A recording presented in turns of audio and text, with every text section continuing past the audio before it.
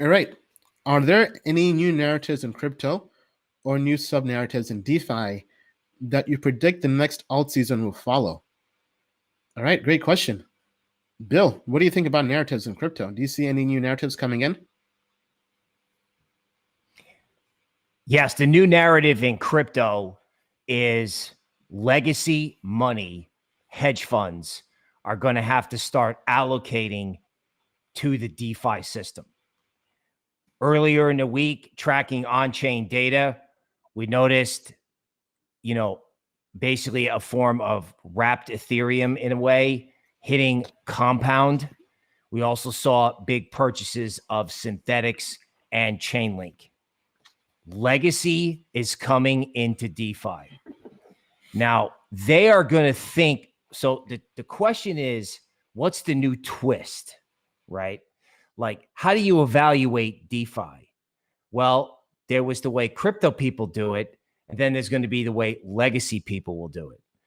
They're going to want to invest in stuff that, if things go wrong, that they had an explainable case. They're going to want the blue chips, which people in crypto may go, really? Compound?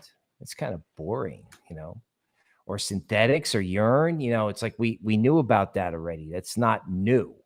Well, it's not new to you, but it might be new to somebody who says, you know what? I don't think when we get involved in crypto, I don't think we want it all to be in DeFi. And of course, that says nothing about the fact that, returns in the legacy universe, you're lucky if you can get 5 to 10% investing in a diversified portfolio in legacy, where you can get 7% for depositing Litecoin on BlockFi.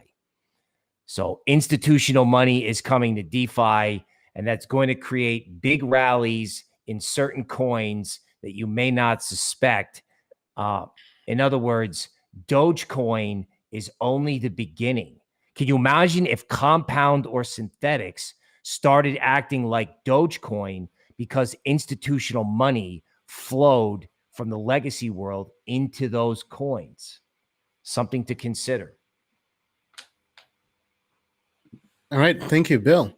How about you, Forrest? Any new narratives you see coming up in DeFi and crypto?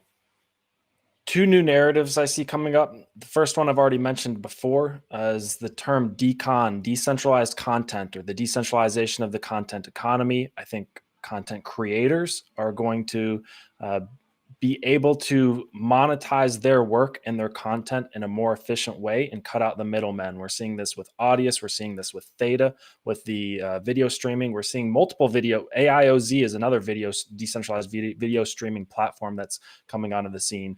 We're seeing this with NFTs. We're seeing it with social currency projects like Rally. So decentralized content, I think, is going to continue to be a big narrative. The other narrative, and this is going to sound a little bit weird, that I see happening when it comes to altcoins is I think Ethereum is going to be seen as a store of value in the future. So we just talked about the power of BNB burning tokens. Ethereum right now has a fairly high issuance rate, fairly high inflation, but with EIP 1559 coming in July, a portion of gas fees will be burned. And then we've also got proof of stake coming.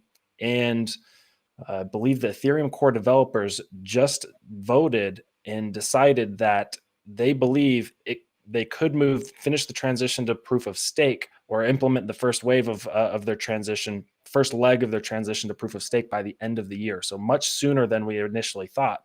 With those two updates to Ethereum would then be a deflationary asset. And when you have a deflationary asset, it becomes, in my opinion, a better store of value than even Bitcoin with its 2% inflation right now. In addition to that, holding Ethereum also has a vast amount of utility with all the DeFi applications and being able to pay gas fees and whatnot. So I think that potentially we could see Ethereum be seen as a store of value in addition to all the utility that it holds. Why hold Bitcoin? And I'm not hating on Bitcoin. Bitcoin's great. But why hold Bitcoin when you can also hold Ethereum, or why not hold a lot more Ethereum than you hold Bitcoin if it's also a store of value? It's a deflationary asset that you expect to go up in price over time. So that's my prediction in terms of a kind of a strange narrative that I think we might see play out towards the end of the year. All right, that's great. Yeah, I mean, I think that makes sense, especially with, as you mentioned, the new deflationary strategy of Ethereum and then burning Ether every transaction coming up this summer.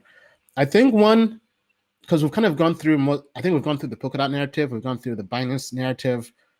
I think the narrative we haven't really seen yet that could be coming, maybe I would say end of Q2, maybe Q3 or even Q4, Cardano DeFi. Because I know there's already a Cardano starter project for projects trying to launch on Cardano. Ironically, like with Polkadot, they're doing everything on Ethereum. But I think the whole narrative of DeFi could shift into Cardano. I think one of the blockchain that could possibly capture that narrative as well could be Solana. I think it's because people are basically hopping from blockchain to blockchain, right? We've done Polkadot, we've done Binance Smart Chain.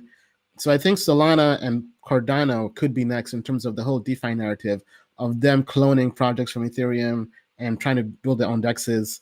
So I think those are the narratives I see that could possibly be coming in the next, I would say, few months. Token Metrics is a cryptocurrency investment platform that helps users leverage machine learning to become better crypto investors. Our in-depth analysis helps eliminate the emotions of investing, find profitable investment opportunities, and filters out scams. Learn more at tokenmetrics.com.